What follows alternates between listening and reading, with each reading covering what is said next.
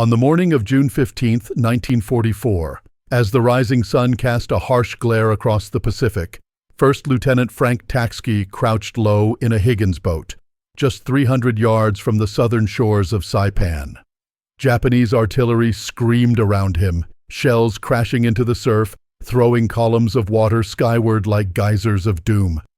Behind him were 40 men, not volunteers or regular troops, but the toughest, most unruly Marines the Corps had to offer, pulled straight from the brig and punishment details. Every one of them had been given a choice: military prison or combat duty behind enemy lines. They chose combat, and what awaited them was a brutal gauntlet. Days alone in Japanese territory, hunted, outnumbered, and surrounded. Intelligence estimated that 30,000 Japanese soldiers defended the island. Tachovsky's unit, an elite scout sniper platoon, had been forged in secrecy during 6 relentless months of training at Camp Tarawa in Hawaii. Saipan would be their baptism by fire. Marine Corps strategists already knew the odds.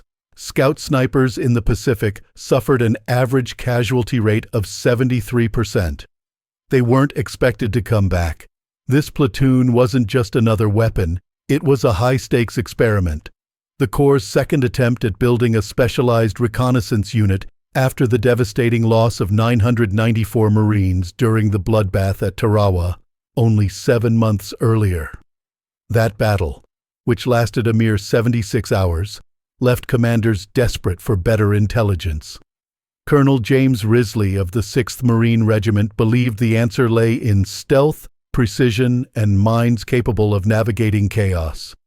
He needed men who ignored rules, who fought dirty, who could think like predators. Standard Marine training produced assault troops. Risley wanted something else entirely. And Tachovsky knew exactly where to find it. In the punishment squads, the misfits, the brawlers, the bruisers. When Marines got into fights, the loser ended up in the infirmary. The winner? In the brig. That's the man Tachovsky wanted. In his eyes, they weren't troublemakers, they were survivors. Over 2 months, he handpicked 42 men from across the 2nd Marine Division. Their backgrounds read like rap sheets: theft, assault, bar fights. One had once been a professional boxer, another had served as a bodyguard for a Chicago gangster. They weren't model soldiers, but they knew violence better than most, and that's exactly what the mission demanded. Training at Camp Tarawa stripped them of everything they thought they knew about warfare and rebuilt them into silent predators. They mastered the art of silent killing. Knives, bare hands, neck snaps from behind.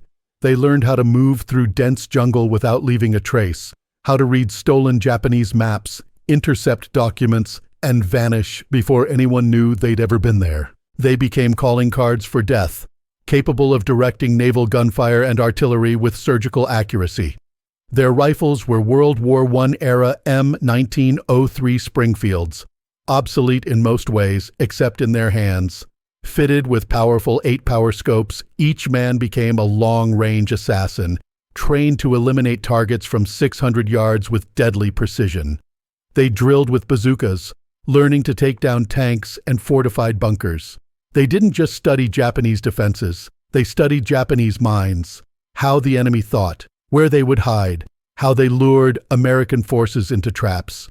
And because the Marine Corps in 1944 was the worst-equipped branch of the U.S. military, these men also learned how to steal. Marines were notorious scavengers by necessity. Their rations were thin, their equipment outdated, their weapons hand-me-downs from the last war. If they wanted better, they took it. And these men excelled at taking what they needed. This was war in its rawest form. No glory, no medals, only survival. And these 42 men were about to be dropped into hell armed with everything the Corps could teach, plus everything the rest of the military would rather forget. To survive, Tachovsky's men didn't just train like warriors, they lived like outlaws. They became experts at stealing from their better-supplied Army and Navy counterparts, raiding supply depots under the cover of darkness, stripping warehouses of food, fuel, and gear, and even making off with entire jeeps and trucks without leaving a trace. It was efficient, it was risky, and it was exactly the kind of ingenuity that defined them. Word about their antics spread quickly through the ranks of the 6th Marine Regiment, and the nickname stuck, the 40 Thieves. By June of 1944, these thieves-turned-scout snipers had completed their transformation. They were masters of stealth, infiltration, and deadly precision. They could move soundlessly through the jungle, kill without making a sound, and vanish before a single shot was fired in return. They had memorized Japanese fortification layouts and pored over aerial photographs of Saipan until they could read the island like a map etched into their minds. Their mission was shockingly clear. Land with the first wave, penetrate ahead of the main force, pinpoint enemy positions and radio coordinates for artillery and naval bombardment, then disappear into the jungle to continue the hunt. No backup, no rescue if captured. The intelligence briefings left no illusions. This wasn't another perimeter island. This was Japan's front porch. Saipan was part of the Japanese homeland itself. Every man, woman, and soldier on that island would fight not just to defend ground, but to die protecting it. More than 30,000 enemy troops waited for them, backed by armed civilians ready to resist to the last breath. Saipan stretched just 14 miles long and 5 miles wide, with its mountainous spine rising to Mount Tapachau, 1,500 feet tall and crowned with enemy observation posts that watched every approach with cold detachment. The island was a fortress. Interconnected trenches webbed the interior. Concrete pillboxes dotted the beaches. Underground bunkers snaked beneath the terrain like veins of steel and death. Every beach, every valley had been mapped and registered for artillery and mortar fire. U.S. planners expected more than half of the invading force to become casualties, and Tachovsky's men, half brig rats, half bloodhounds, were leading the charge. When the Higgins boat ramp dropped into chest-deep water, there was no hesitation. With bullets stitching the surf around them and machine gun fire kicking up lethal spray just feet away, Tachovsky led his men forward through the chaos. They hit the sand at exactly 8:47 a.m., just as Japanese mortars began falling among the assault waves. Marines fell screaming in the surf, on the beach, at the seawall. But Tachovsky's platoon moved inland fast and hard. Their orders were unflinchingly simple: keep moving, find the enemy, report positions, stay alive. By 9:30 a.m., they were already 300 yards inland, farther than any other Marine unit on the beach. They had vanished into thick jungle, alone with more than 30,000 Japanese soldiers hidden somewhere ahead. Night would fall in 9 hours. That was when the real mission began. The 40 thieves spaced themselves out, 50 yards apart, moving like shadows through the jungle underbrush. Tachovsky had developed a hand signal system during training to maintain communication without sound. Standard Marine tactics emphasized close formation and constant radio contact with command. Not here. Not for these men. Tachovsky's platoon operated off the leash. They would make their own decisions in the field, strike where they saw fit, and vanish before anyone could spot their position. No other Marine unit on Saipan had such autonomy, and by mid-morning, it was already paying off. At 10:15 a.m., Sergeant Bill Knuppel spotted the first target, a fortified Japanese machine gun nest, concrete reinforced, built into a hillside ridge, camouflaged with brush, and perfectly positioned to ambush the advancing 2nd Marine Division later that afternoon. Inside was a Japanese Type 92 heavy machine gun, manned by a crew of 7. From the beach, it was invisible, an unseen executioner ready to cut down hundreds. Tachovsky consulted his map. There were 3 possible routes the Marines would take through that valley. The machine gun covered all of them. Taking it out would reveal the 40 thieves' presence to the Japanese, compromising the mission. But Tachovsky didn't hesitate. In less than 30 seconds, he made the call. One of his men, Private Marvin Strombo, had been carrying a bazooka for exactly this kind of moment. Strombo crawled into position, 70 to 80 yards from the pillbox, as the rest of the platoon secured the area. At 10:32 a.m., he fired. The rocket slammed into the pillbox's firing slit and detonated inside, killing the entire crew instantly. Before the smoke cleared, the 40 thieves had vanished again, already 300 yards deeper into the jungle, leaving no trace of their presence except a shattered concrete bunker and 7 dead enemies. 4 hours later, when the second wave of Marines moved through that valley, they encountered no machine gun fire, no ambush. The 40 thieves had turned death into silence and silence into survival. This was war in its rawest form. No glory, no medals, only survival. And these 42 men were about to be dropped into hell, armed with everything the Corps could teach, plus everything the rest of the military would rather forget. By noon, the 40 thieves had identified and mapped 17 Japanese positions, 8 machine gun nests, 4 mortar pits, 3 artillery observation posts, and 2 ammunition storage areas. Tachovsky radioed the coordinates back to regimental headquarters using encoded transmission protocols. Within 20 minutes, naval gunfire from destroyers offshore began hitting the targets. The 40 thieves watched from concealed positions as 5-inch shells demolished Japanese fortifications they had marked 30 minutes earlier. This was their mission: find the enemy, mark them for destruction, and move on before the Japanese realized what was happening. The platoon's advance carried them 2 miles inland by early afternoon, well ahead of any other American unit. They moved through terrain the Marines would not reach for 3 more days. Every 100 yards revealed new Japanese positions. The island was more heavily fortified than intelligence had estimated. Tachovsky counted over 200 enemy soldiers in one valley alone, dug into positions that would take days of frontal assault to capture. But with accurate coordinates, naval gunfire could destroy those positions in minutes. The 40 thieves were changing how the Marine Corps fought. At 3:40 p.m., the platoon discovered something unexpected: a Japanese tank battalion staging area. 37 Type 97 medium tanks sat under camouflage netting in a grove north of Kiron, Kanoa. Marine intelligence had estimated the Japanese possessed maybe a dozen tanks on Saipan. The 40 thieves had just found 3 times that number in one location. The tanks represented the most serious threat to the American beachhead. Japanese doctrine called for mass tank attacks at night when American naval gunfire would be less effective. If these 37 tanks attacked the beach after dark, they could potentially break through Marine lines and reach the vulnerable supply areas. Tachovsky immediately radioed the coordinates. The response from headquarters came back within 8 minutes. Naval gunfire was already engaged, supporting Marine units pinned down near the beach. Airstrikes were committed to other targets. Artillery was still being unloaded from ships. No assets were available to hit the tank battalion for at least 4 hours. By then, it would be dark and the tanks would likely have moved. Tachovsky looked at the 37 tanks and made a calculation. His platoon carried 6 bazookas, 6 rounds per bazooka, 36 rockets total, 37 tanks. The math was almost perfect. The decision violated every tactical principle the Marine Corps taught. A 40-man unit does not attack a tank battalion. But Tachovsky had not recruited Marines who followed principles.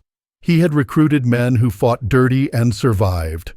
At 4:15 p.m., he gave the order to prepare for assault. The 40 thieves would attack the tank battalion themselves. If they succeeded, they would prevent a potential disaster at the beachhead. If they failed, 40 men would die, and no one would ever know what happened to them in that jungle grove. Strombo checked his bazooka and counted his rockets. 6 shots to kill 6 tanks. Then it would come down to close combat. Tachovsky positioned his 6 bazooka teams in a semicircle around the tank staging area, spacing them 40 yards apart to maximize coverage. Each team consisted of a shooter and a loader. The plan was simple: hit as many tanks as possible in the first 30 seconds, then withdraw into the jungle before Japanese infantry could respond. The Marines knew they would not destroy all 37 tanks, but even disabling 10 or 15 would significantly reduce the threat to the beachhead. At 4:25 p.m., as the teams moved into position, something changed. The Japanese tanks started their engines. The sound of 37 diesel engines roaring to life simultaneously echoed through the jungle. Japanese tank crews emerged from camouflage dugouts and climbed onto their vehicles. Officers shouted orders. Infantry units began forming up around the tanks. This was not a repositioning movement. This was preparation for attack. Tachovsky checked his watch. 4:28 p.m. Sunset was at 7:12 p.m. The Japanese were preparing for a dusk assault, earlier than Marine intelligence had predicted. The entire enemy force was now alert and organizing for combat. The window for a surprise attack had closed. Tachovsky made a new decision. His platoon would shadow the tank battalion and report its movements. Attacking now would accomplish nothing except getting his men killed, but tracking the tanks and providing real-time coordinates would allow Marine units at the beach to prepare defenses. He radioed headquarters with updated information. Enemy tank battalion mobilizing for attack. Estimated time of arrival at American lines between 7 and 8 p.m. One of his men, Private Marvin Strombo, had been carrying a bazooka for exactly this kind of moment. Strombo crawled into position 70 to 80 yards from the pillbox as the rest of the platoon secured the area. At 10:32 a.m., he fired. The rocket slammed into the pillbox's firing slit and detonated inside, killing the entire crew instantly. Before the smoke cleared, the 40 thieves had vanished again, already 300 yards deeper into the jungle, leaving no trace of their presence except a shattered concrete bunker and 7 dead enemies. 4 hours later, when the second wave of Marines moved through that valley, they encountered no machine gun fire, no ambush. The 40 thieves had turned death into silence and silence into survival. This was war in its rawest form. No glory, no medals, only survival. And these 42 men were about to be dropped into hell armed with everything the Corps could teach, plus everything the rest of the military would rather forget. The response from command came instantly. Observe only, do not engage. The mission remained clear. Keep eyes on the enemy, keep feeding intelligence. At precisely 5:07 p.m., the Japanese tanks began to move. 2 distinct columns rolled forward through the heavy terrain, crawling toward the coast, flanked by nearly 1,000 Japanese soldiers. This wasn't a test strike. It was the real thing. A full-scale assault aimed straight at the heart of Marine defenses. If they succeeded in reaching the beaches before nightfall, they could rip through American lines, ignite ammo dumps, overrun command posts, and collapse the entire invasion in a single, catastrophic evening. The 40 thieves followed closely along the flank, staying within 200 yards of the moving formation, blending into jungle shadows like ghosts. Every 10 minutes, Tachovsky radioed fresh coordinates, each one marking the slow, deliberate progress of the enemy war machine. Back at the beach, Marine units scrambled in response. Bazookas were rushed to the front. Sherman tanks from the 2nd Marine Tank Battalion began repositioning. Artillery crews recalibrated targeting systems. The entire 2nd Marine Division braced for a tidal wave of steel and fire.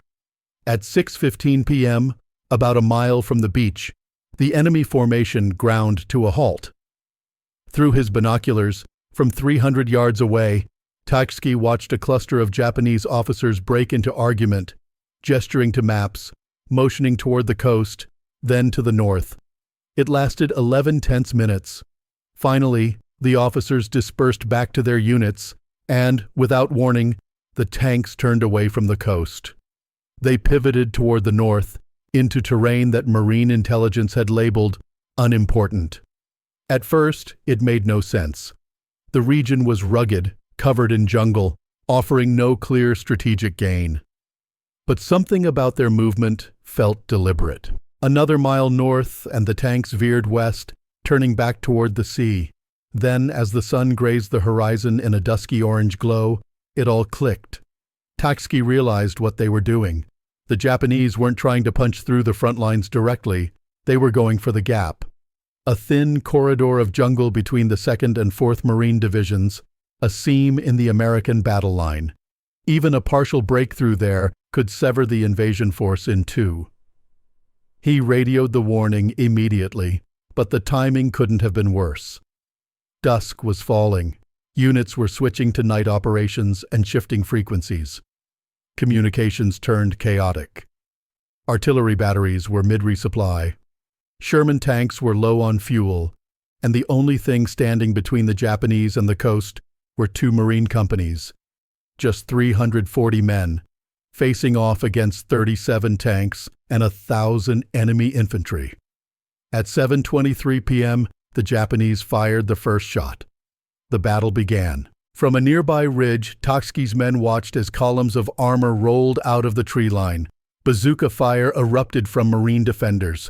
The first 3 Japanese tanks burst into flames, but the rest kept coming. 34 tanks lumbered forward under cover of screaming rifle fire and bayonet charges. Marines were pushed back. The line wavered. In under 15 minutes, Japanese armored spearheads were within striking distance of the beach. And then, Tachovsky spotted something that made his blood run cold. One Japanese tank had broken formation, veering off toward the 6th Marine Regiment's command post, the nerve center of the entire American response. Inside was Colonel Risley, still directing the divisional defense, completely unaware of the threat bearing down on him. The tank, a Type 97, rolled through the semi-darkness at around 15 miles an hour, following a natural ravine that bypassed most defensive positions. The Japanese had found a blind spot, a 200-yard stretch of dense foliage too rugged for anti-tank teams. If that tank slipped through, it could obliterate radio equipment, wipe out senior command staff, and reduce the coordinated fight back to chaos. Risley and his officers were just 400 yards away. The Marines had less than 3 minutes to stop it. Tachovsky moved without hesitation. He turned to Private Herbert Hodges, the best bazooka shooter in the platoon.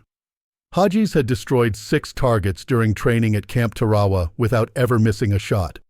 But on a live battlefield, nothing stayed still, nothing fired back in slow motion, and armor plating didn't sit around waiting to be destroyed.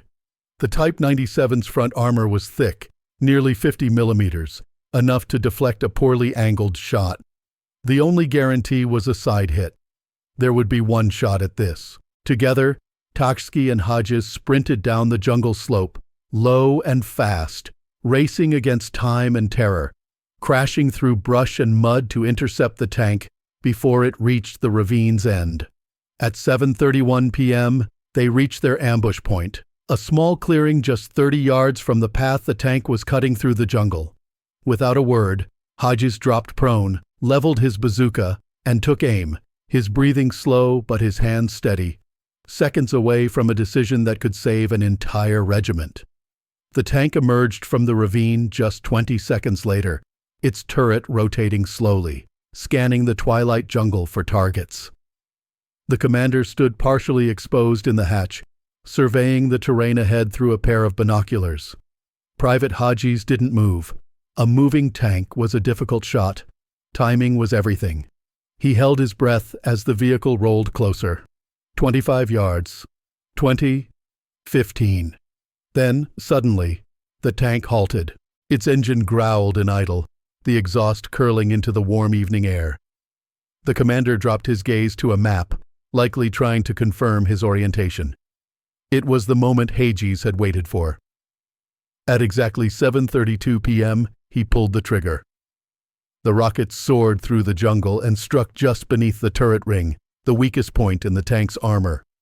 The shaped charge detonated with a thunderous blast, piercing straight into the crew compartment. All 4 Japanese crew members were killed instantly. 6 seconds later, the tank's ammunition ignited in a chain reaction, and the vehicle erupted into a towering inferno. The explosion illuminated the jungle for 300 yards in every direction. Japanese infantry nearby saw the fireball and mistook it for the opening volley of a major Marine defensive position. Uncertain of what lay ahead, they veered away, redirecting their assault away from Colonel Risley's command post, and toward what they believed was a larger American force. Hodges's single shot had done more than destroy a tank. It had misdirected an entire Japanese battalion, saving the command staff, preserving communications, and keeping the division's coordination intact at the most critical moment of the campaign. But victory came with a cost. The flash from the bazooka launch revealed the 40 Thieves' position to every Japanese soldier within 500 yards. Within seconds, machine gun fire tore through the undergrowth. Mortar rounds slammed into the jungle. Tachovsky's platoon had to move fast or be overrun. What followed was a test of everything they had trained for. Moving under fire, in total darkness, through dense and unfamiliar terrain, the platoons scattered into small teams of 4 to 5 men, each making their way independently toward designated rally points. Japanese patrols flooded the area, hunting the men who had just crippled their armored spearhead. Sometimes the enemy came so close that the Marines could see their flashlight beams slicing through the trees. Silence became their survival. In one harrowing moment, Private Strombo and 3 others lay motionless beneath thick undergrowth as a 7-man Japanese patrol passed just 10 feet away. One soldier stopped. He stared directly at the brush where Strombo lay hidden, his body frozen, his chest tight, heart hammering. For 43 agonizing seconds, the enemy soldier stood motionless, scanning the darkness. Then he turned and moved on. The patrol slipped away, never knowing how close they had come to their prey. By 9 p.m., only 23 men had reached the primary rally point, a small clearing 600 yards behind Marine lines. Tachovsky counted heads. 17 were missing. They could be lost, wounded, captured, maybe worse. Standard Marine procedure was to wait up to 2 hours at rally points for missing team members to catch up, but this rally point was dangerously close to Japanese lines, and patrols were too active. Knowing time was working against them, Tachovsky made the call. The recovered group would fall back to friendly lines, while rescue attempts for the others would wait until dawn. At 9:17 p.m., the Marines began their final approach toward their own lines, moving cautiously across the jungle floor. One wrong movement, one twitchy sentry, and they risked being mistaken for the enemy. Arriving near American positions, Tachovsky used the prearranged recognition signal, 3 short whistles followed by 2 long. Alert Marines challenged the group. Tachovsky gave the correct password, and at 9:41 p.m., the 40 Thieves slipped back into friendly territory. But they weren't whole. Only 23 had made it. 17 were still unaccounted for, somewhere in the Black Jungle. Meanwhile, the Japanese tank assault raged on through the night. Armored units continued to probe Marine defenses all along the beachhead until 3:14 a.m. Bazooka teams managed to destroy 11 tanks. Sherman tanks from the 2nd Marine Tank Battalion knocked out another 9. Heavy artillery disabled 7 more. By sunrise on June 16th, 27 of the original 37 Japanese tanks had been wiped out. The assault had failed, but the cost had been steep. The 2nd Battalion of the 6th Marines reported 78 casualties. Company F of the 2nd Marines counted 19 dead or wounded. The thin gap between divisions had held, but barely. At first light, Tachovsky reassembled what was left of his platoon. He formed dedicated search teams, 4 men per squad, with one order: head back into no man's land, find the missing, bring them home by noon. Together, Tachovsky and Haji sprinted down the jungle slope, low and fast, racing against time and terror, crashing through brush and mud to intercept the tank before it reached the ravine's end. At 7:31 p.m., they reached their ambush point, a small clearing just 30 yards from the path the tank was cutting through the jungle. Without a word, Hodges dropped prone, leveled his bazooka, and took aim.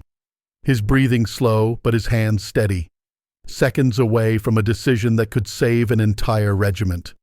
The teams moved back into the jungle at 6:30 a.m., retracing the platoon's route from the previous evening. They found the first body at 7:05 a.m.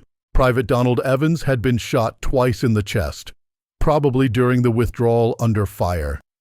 He had died instantly. His dog tags were missing. The Japanese often collected American dog tags as trophies. The team buried Evans in a shallow grave, marked with his rifle and helmet. The second team found 3 more bodies at 8:20 a.m. These Marines had been captured alive, then executed. Their hands were tied behind their backs. They had been bayoneted. Japanese forces on Saipan rarely took prisoners. The Imperial Army considered surrender dishonorable and extended that contempt to enemy soldiers who surrendered. But these 3 Marines had not surrendered. They had been wounded, captured, and murdered. The search team reported the discovery to Tachovsky by radio. He ordered them to continue searching for the remaining 13 missing men. By 10 a.m., search teams had located 6 of the missing Marines alive. They had become separated during the night withdrawal, but had successfully evaded Japanese patrols and reached Marine lines at different locations. That brought the count to 29 men accounted for. 13 were still missing. At 11:15 a.m., one of the search teams made radio contact. They had found 5 more Marines hiding in a cave system approximately 1 mile behind Japanese lines. The Marines were alive, but pinned down by enemy patrols. They could not move without being detected. Tachovsky faced another decision.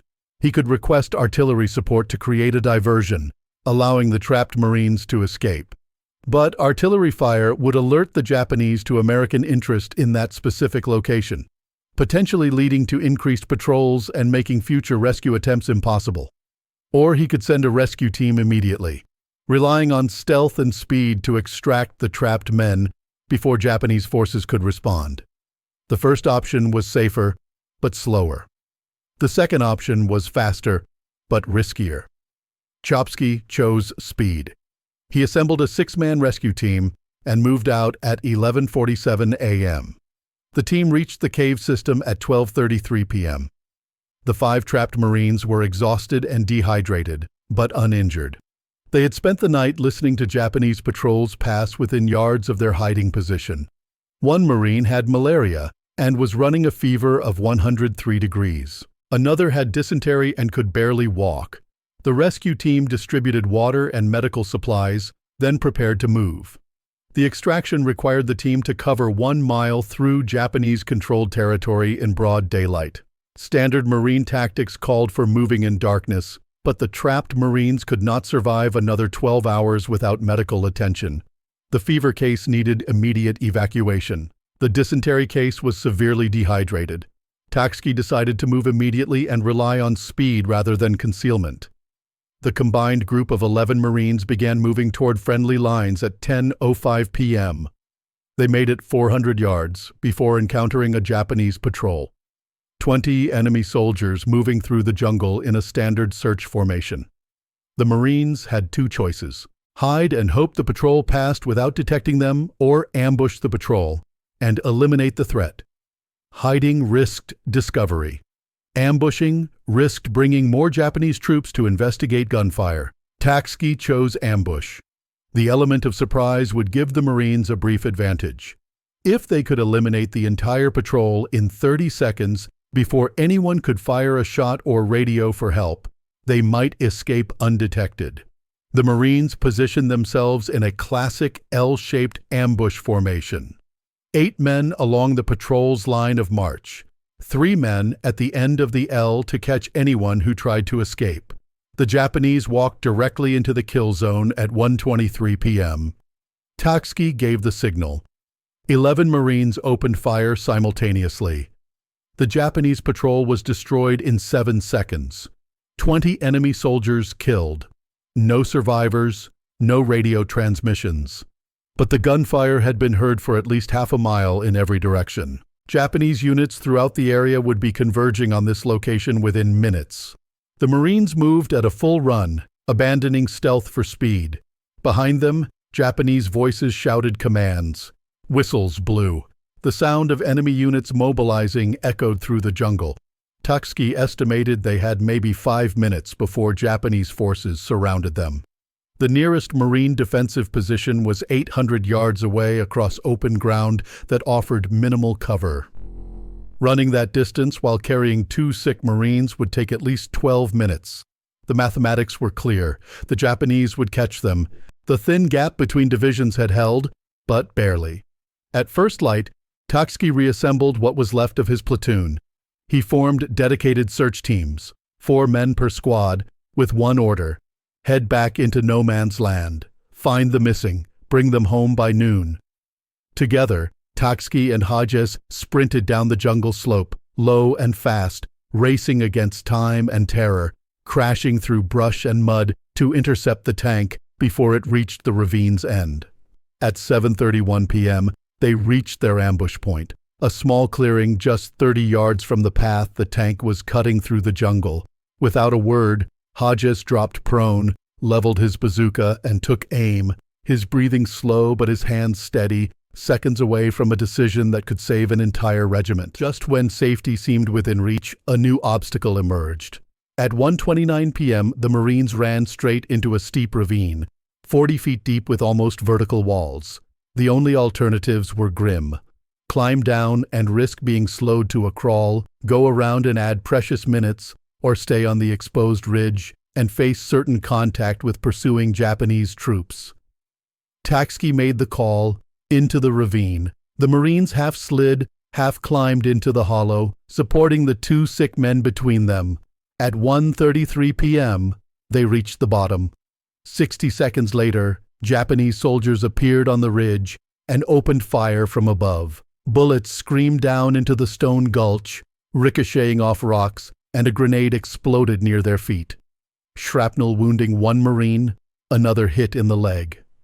Under fire and with no high ground to hold, the platoon returned fire as they moved, using boulders and thick vegetation to shield their escape. But the ravine was a trap in disguise, narrow, winding, and with only one direction to move, forward. Then came the worst discovery yet. Just ahead, the ravine ended in a dead-end box canyon. No exit. They were completely trapped. Japanese soldiers were already descending into the canyon from every direction. Tachovsky counted at least 40 enemy troops closing in, and more arriving by the minute. With only 11 Marines still standing, 2 of them sick and unable to fight, and just 200 rounds of ammunition among them, they were woefully outgunned. Artillery couldn't help. The enemy was too close. Air support was off the table. Any strike risked killing the very men it aimed to save. They were alone. Then, Tachovsky spotted something, a detail the Japanese had missed. At the base of the canyon wall, lush vegetation clung oddly to the rock. It suggested water seepage, and where water seeped, stone often cracked. He sent 2 Marines to investigate. The rest braced for a last stand. At 1:44 p.m., hope returned. The scouts reported back. There was a narrow fissure behind the vines, barely wide enough for a man to squeeze through. But beyond it, the crack widened into a sloping passage that led upward, potentially an escape tunnel through solid rock. One by one, the Marines entered. Packs had to be removed and dragged. Inside, it was pitch black. They moved by touch alone, hand against the wall, following the man ahead. Behind them, muffled echoes carried through the rock, Japanese voices calling out, hunting ghosts in a canyon that seemed to have swallowed them whole. At 2:07 p.m., the passage disgorged the platoon on the far side of the ridge, behind enemy lines, but, for the moment, unseen. With the Japanese still searching the empty ravine, Tachovsky's men ran the final 600 yards toward Marine territory, approaching not as returning heroes, but as hunted shadows. They used the correct recognition signals, and at 2:23 p.m., they crossed into American lines. All 11 Marines had survived. The 2 sick men were rushed to medical stations. That brought the count to 34. Later that day, 3 more men stumbled back to Marine lines on their own. 2 bodies were discovered by advancing units. By nightfall, 3 Marines remained missing, officially listed as MIA. In 48 hours on Saipan, the 40 thieves had lost 6 killed and suffered 3 missing, a 22% casualty rate. But despite the cost, their mission had been a resounding success. They had uncovered and identified over 200 fortified Japanese positions, called in fire missions that obliterated dozens of enemy defenses, thwarted a tank raid that nearly destroyed the entire regimental command post, and delivered priceless intelligence during the critical hours of Japan's first counteroffensive. That night, Colonel Risley sent a message to Tachovsky. At 1800 hours, the 40 thieves would be granted one night to rest, resupply, and receive replacements. And before the sun rose again on June 17th, they would return to the jungle. The war wasn't over. The enemy still counted 29,000 troops on the island. But now, the most feared recon unit in the Pacific didn't number 40 anymore. There were 37 left. At 5:30 hours on June 17th, in the black pre-dawn silence, the 40 thieves stepped off from marine lines and vanished once again into the heart of Saipan's deadly jungle. Their target was bold, a jagged ridge system 3 miles inland, believed by marine intelligence to hide the Japanese artillery batteries that had relentlessly shelled American positions for the past 2 days, guns that had killed dozens of Marines and crippled vital supply operations. Aerial reconnaissance was useless. The Japanese had cleverly camouflaged their artillery inside caves, invisible from the sky. Only boots on the ground could find them, and no unit had gone as deep behind enemy lines as this one was about to go. Moving in total silence, using only hand signals, they covered the first mile in 47 minutes without a single contact. But the terrain soon turned against them. The second mile became a punishing crawl. Sharp slopes, tangled vegetation, and jagged bone-breaking rocks slowed every step. At 08:15, they reached the ridge, a 2-mile-long spine rising 600 feet above the jungle floor. It was crawling with Japanese positions. Tachovsky scanned the area and counted 8 cave entrances, each one large enough to hide artillery. These weren't isolated bunkers. They were connected via tunnels, letting the Japanese reposition guns in minutes fire from one entrance, then vanish before American artillery could land its counterblows. Now, the reason behind the artillery's deadly accuracy was clear. By the time Marines fired back, the Japanese had already moved. But locating the guns wasn't enough. The 40 thieves had to map the entire tunnel system so future assault troops knew how to kill what was hiding inside. That meant entering the caves. At 0940 hours, Corporal Roscoe Mullins and Private Marvin Strombo volunteered to go in. The rest of the unit formed a tight perimeter outside. Mullins and Strombo slipped into the main cavern, flashlights masked to cast only a dim glow a few feet ahead. The cave stretched deeply into the ridge, 200 feet of rough darkness, before branching into multiple echoing passages. The flickering beam illuminated walls slick with moisture. Water dripped constantly. The air stank of powder residue, rot, and waste. Somewhere in the black, they could hear Japanese voices echoing through the tunnels. At 10:12 hours, they found their first target, a 105mm Type 91 howitzer stationed just 30 feet inside a side corridor, with ammo neatly tucked into carved alcoves. The crew was gone, likely resting deeper within. They marked the gun's position on a map, then moved forward. Over the next 40 minutes, they discovered 2 more artillery pieces, an ammunition magazine holding nearly 2,000 rounds, a command post, and living quarters for up to 60 enemy soldiers. The complexity of the tunnel network shattered previous intelligence estimates. Then came a sudden noise. Footsteps. At 11:03 hours, they heard a Japanese patrol and had no time to retreat. With seconds to spare, they pressed themselves into a narrow alcove in the rock, cloaked by shadow. A dozen enemy soldiers walked by within 3 feet, speaking in Japanese, oblivious to the 2 Americans hidden in plain sight.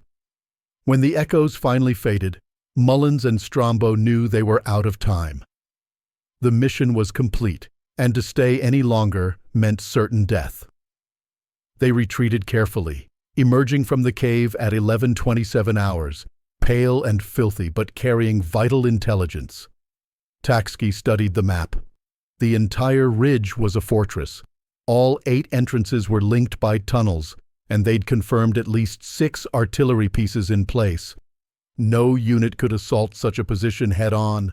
Cave entrances were protected by machine guns. Airstrikes would miss. Artillery couldn't reach deep enough.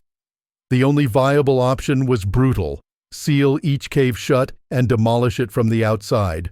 But that required engineering units with high explosives, and they were still days away. For now, the 40 Thieves had to move. At 12:15 hours, the unit pressed on to their secondary objective, Garrison, Saipan's former administrative capital, where Marine intelligence needed fresh eyes. Were Japanese forces still entrenched in the town, or had they fallen back into the mountains? To find out, the 40 Thieves would have to cross 4 more miles of enemy-held territory in full daylight. But by then, they had already operated undetected behind enemy lines for over 30 hours. They were tired, outnumbered, and too deep to go back, but still invisible. Tachovsky believed they could pull off one more daring probe before fading into the jungle once again. And before the sun rose again, on June 17th, they would return to the jungle. The war wasn't over. The enemy still counted 29,000 troops on the island. But now, the most feared recon unit in the Pacific didn't number 40 anymore. There were 37 left. At 15:40 hours on June 17th, the 40 Thieves approached Garrison from the east. The once bustling town had been devastated, flattened by days of American bombing and naval shelling. Smoke hung above crumbling ruins, yet movement stirred among the debris. Japanese soldiers moved through the shattered cityscape, confirming enemy forces still held the town. Tachovsky needed a closer look. At 16:05 hours, he made a decision that would etch itself into Marine Corps legend. 5 Marines would enter Garrison in broad daylight. No shadows to hide in, no fallback plan. Just raw nerve, instinct, and everything they had learned in the jungle. Tachovsky selected his team: Strombo, Mullins, Corporal Irazi, and Private Don Evans. 5 men, including himself. They stripped away anything that might clank or make noise: canteens, grenades, spare ammo. They carried only rifles, sidearms, and knives. At 16:23 hours, they began their silent infiltration through the eastern ruins. Every twisted metal frame, every broken wall could hide a rifle barrel. By 16:41, the team had slipped inside the town, floating through back alleys and ducking into ruined buildings. Japanese soldiers were everywhere. At least 200 visible in the town's center, likely hundreds more buried in the wreckage. But they weren't defending Garrison like a fortress. It was a staging ground, a temporary hub for launching counterattacks against American lines. That difference mattered deeply for Marine planners. Then, at 17:08 hours, Kazi spotted something strange. 5 bicycles leaning against a collapsed building. Japanese military bikes, the kind officers used. 5 bikes. 5 Marines. A dangerous idea locked into place. If they rode through the town like Japanese messengers, they might not stand out. In the smoke and confusion, 5 soldiers on bicycles would attract less suspicion than 5 men creeping through shadows. It was reckless. It defied every rule of reconnaissance. Tachovsky approved it without hesitation. At 17:15 hours, the Marines mounted the bikes and rode calmly into the heart of enemy territory. Rifles slung casually, acting like they belonged. Japanese troops barely gave them a second glance. Some even waved. Others shouted in Japanese, their words met with nods or mimicry. For 43 incredible minutes, these 5 men pedaled through the enemy's capital, counting soldiers, mapping gun emplacements, identifying supply caches, passing within feet of Japanese officers who never guessed the truth.